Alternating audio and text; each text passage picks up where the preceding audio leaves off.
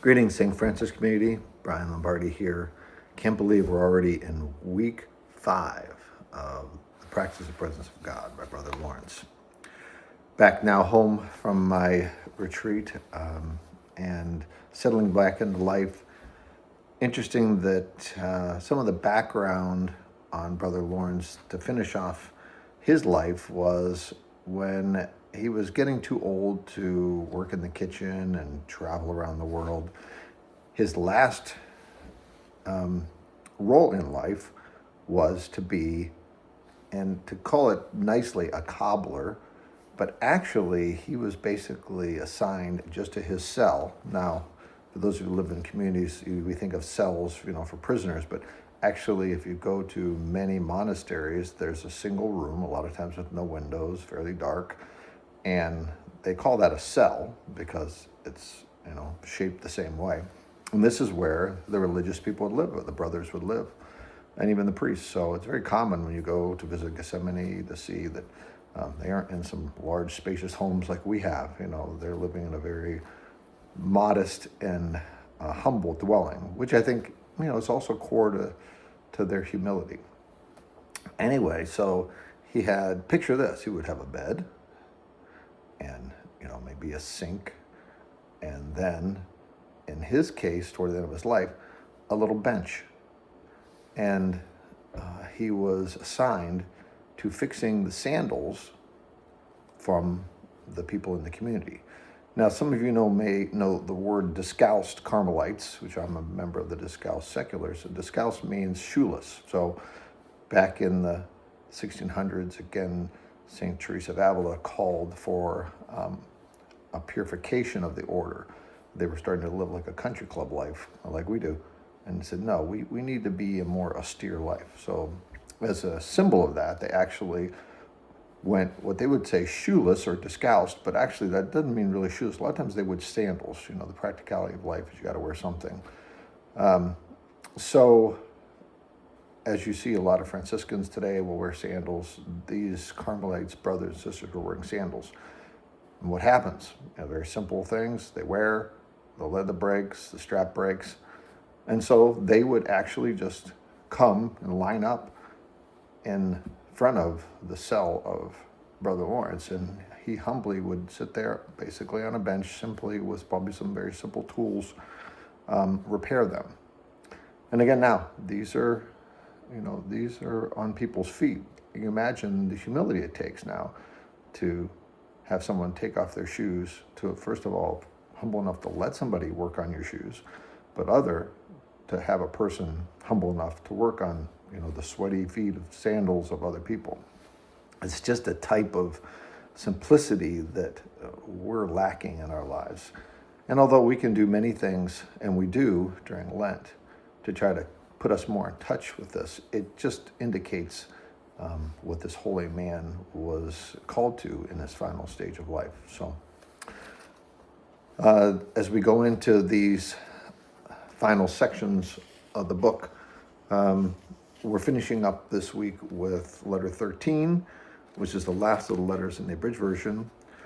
I included 3 other letters that were unredacted, meaning that they were basically put back. I put them back in the book because they were so important.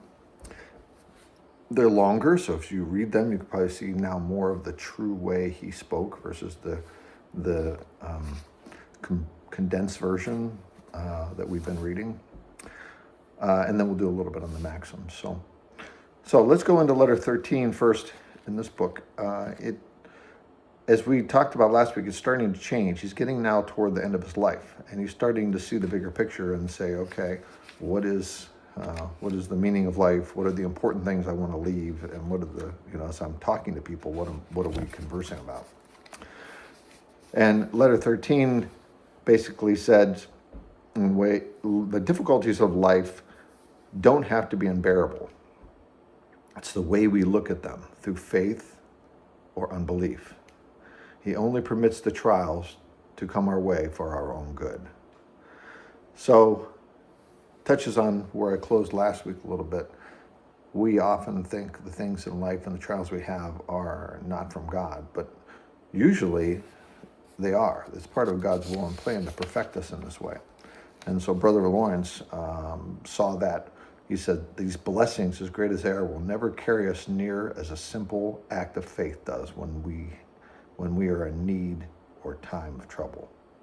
So again, having the faith to believe in God when things are bad and tough is really what gets us closer to God. And that's something that's just, if there's one thing to remember about the practice of God when it comes to your life of trials, is that God's plan is for us to be perfected and purified through the will.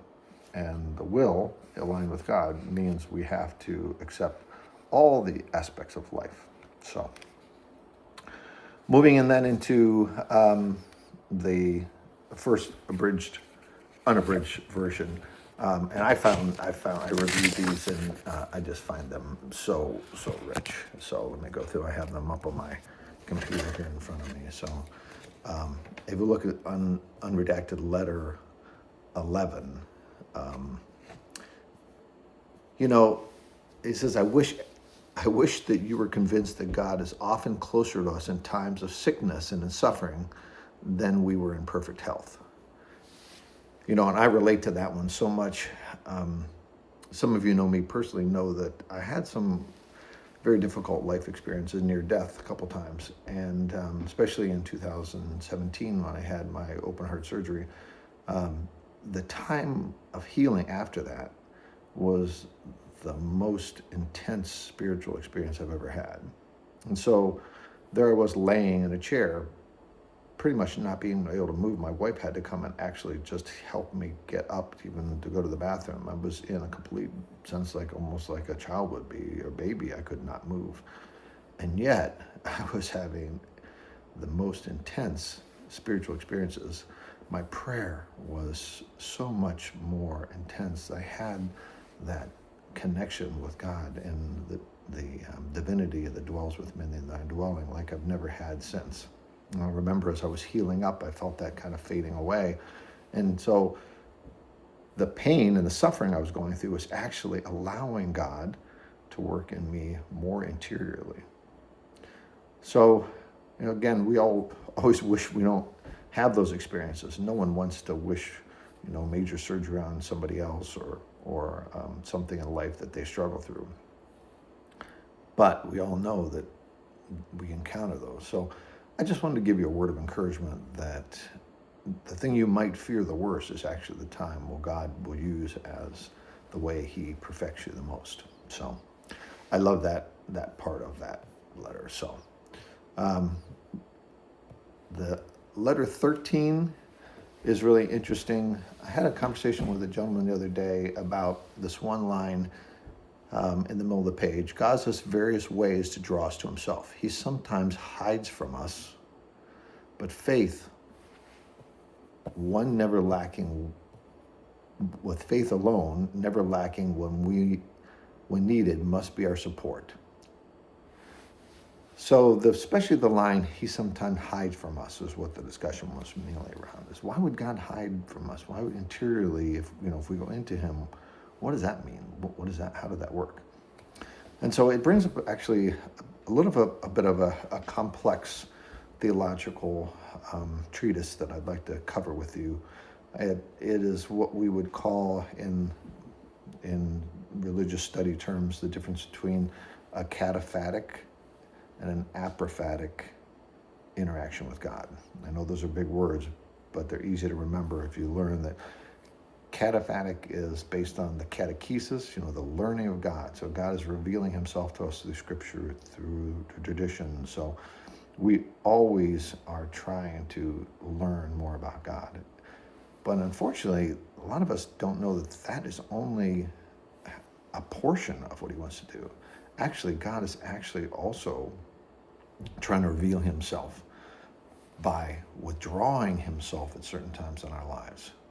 And what does that mean is that, as I always say, especially when you get closer and closer to God, when you're raising your level of spirituality, you don't want to go to God just for everything he gives you. I always say the example, giving candy to kids. Kids will keep coming because you give them candy. So you don't appreciate who's the giver. You just appreciate the candy. That's kind of the same way with our relationship with God. I mean, we're talking about omnipotent, the indivisible, the whole God, and all we're looking at is the gifts he gives us. And so part of this apophatic calling is to actually know and detach from the things that we normally attach to as spirituality. I know that's a bit deep. Some of you in your lives will be called to that, the unknowing of God and just realizing that God is bigger than I could ever comprehend, and that I should stop trying to fit him in my prayers, fit him in wherever I want to do, and actually allow him to work divinely in me the way he wants, rather than me trying to prescribe it through my intellect. So a little deep, sorry, but that, some of us were asking those questions, so I just thought I'd reveal that a little bit. And the last letter, and this is interesting, this is actually close to the time when he's within about a week or so when he's about ready to die. And so obviously he's in a place where he's knows what suffering is like. And he says, for suffering is a paradise as long as we are with him. And so I know we don't like to think about that, right? It's something that people just want to, take out of their minds, that there's going to be some day that they're going to be toward the gates of death and they don't want to view it. One of the great gifts I have in my life, my wife Jan, is to be in the hospice ministry and interact with people who are near death and literally will die that day and a couple days, and to see them and to pray with them is a tremendous gift. And his last words down there, basically, he says, knock at the door and keep knocking until you'll find he'll open it up in his time. So that's a biblical, truth of knock, and the door shall be opened to you. So he basically, closes his life to say, goodbye, pray for me as I do for you, and I hope to see you soon in our Lord. So very inspirational. Again, hopefully you can see that death is not something to fear. It is something to prepare for. And through this act of simplicity and closeness to God, we transcend, everything that's going around us. I look at the people in hospice and I realize, they aren't worried about their electric bills. They don't care what cable channels. They don't know what the March Madness is going on. These people are actually getting closer to God. I'm next to them. I'm with them. Soon they're going to be with God and I won't. So those are things that just kind of can get us through some of the difficulties of life and just see the bigger position of what we're going through and put it in the right perspective. So transitioning into maxims. So give you a little background on maxims. The word maxim basically are sayings, or people that people would they're known to say. In my larger book that I've been referring to, it has a very good section in the analysis of whether these were actually written by him or written by Joseph de Montfort that we talked about, de Beaufort, excuse me. And the historians and experts are thinking really these are probably written down not by Brother Lawrence himself, by de Beaufort, because they're too synthesized. And sometimes in some of the letters, if you go back to the conversations, the exact same words are used. And so they're saying, that he couldn't, there's no way that he could exactly write down everything word for word on a paragraph. So he must have written that, and he wrote these as well. Does it matter? No, because it just means that these were the things that Brother Lawrence taught, and these are the things that people around him wanted us to remember. So, okay. And in the larger edition, also, these are actually called, chapters. There's each one of these is a chapter that has a kind of a message to it. So, this the first maxim in the book that I read it's called the principles that he left, and these are the things that he wrote down that he really wants us to believe, and things that he didn't want to leave without us knowing. He brings out an important point on page 59 in our book that you might recognize: the world, the flesh, and the devil wage a fierce and continuous war in our souls. I believe that's from St. Thomas Aquinas, basically was the first one to talk about the world, the flesh, and the devil as things that God allows to purify us. And we usually think it's God against the devil. It's not. God is, the devil's a fallen angel. There's no comparison between God and the devil. But compared to us and the devil, yes, God allows the devil to be there, to purify us again, to battle against him as Jesus did here right at the beginning of Lent. So the reason those three are important, the world, the flesh, and the devil, to remember, is that we ourselves are being perfected by those three. If you remember, we talked earlier about having the soul really be the highest level of what God has given us as a faculty. And so this faculty, the soul has the faculty basically of the memory, the intellect, and the will. So we are given the ability to fight against these temptations. And the faculties we're given are actually just for that, in order to overcome the world, the flesh, and the devil. So when you're starting to get on a spiritual path, it's very important to look at not only what faculties God gives you to overcome, but which ones are attacking you the most and how you can overcome those. So a lot of us, the world means everything that's going on in daily life. You're reading the news, you're watching Fox Channel, it's just too much. And that is a lot to overcome. Again, the simplicity of going inside and knowing God's got this. The flesh is obviously, we talk about, it's one of the reasons why we do so many things in Lent with abstinence and fasting, is just to train ourselves to overcome the flesh. And the devil is real. And the devil, we pray the St. Michael Archangel prayer in order to get our assistance with that. We also can pray to all kinds of saints and angels, our guardian angel, because while the devil is, again, subservient to God or less than God, he's certainly way more than us. And so we need the intercession of people and God himself to overcome that. And that's part of the dependence that God is asking us to go to him. So very important principle on that one, first one. The second one is essence of practice on spiritual life. It's interesting that, again, I've been kind of heavy today on a lot of things that could go wrong. Right in the middle of basically page 61, he gives us a little bit of an antidote. He said, shouldn't we stop for a while to adore him? And momentary retreats serve to free us from our selfishness. So didn't want to get too far offline without remembering going back to God, and the practice of God is really the cure for a lot of these things, the complexities of life that we're talking about. Okay, the last letter is, it's called How to Adore God. And it basically talks about how to see God in the daily moments of our lives. This is probably a good time to bring up that there's a book following this book called The Sacrament of the Present Moment by Jean-Paul de Caussade. It was the next work of this vein. A lot of people know that book more than the Practice of the Presence of God. In fact, I was introduced to that book by our own Father Tony, who suggested one time I just pick up that book and read it. And I tell you, that book was life-changing, and I didn't even know this existed for 3 or 4 years later.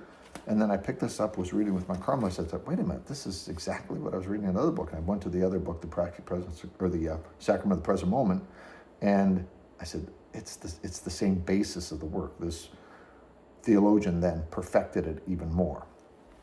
It's written more, not like letters like this. That's, again, the nice thing about that book is it's written more as a teaching of all the things that come from this book and organized it. So interesting side note of that, people think that actually that was a nun that was writing it actually telling this priest, Jean-Paul de Caussade, this is what Brother Lawrence was teaching her and how she was living it. And then he, being a priest, could write it. A nun couldn't write a book and put it out in the public, but he could. So it's just another good read. If you have been inspired by this and you'd like to get a little bit more content after Lent, if you want to have another book study sometime, that's a great book to pick up.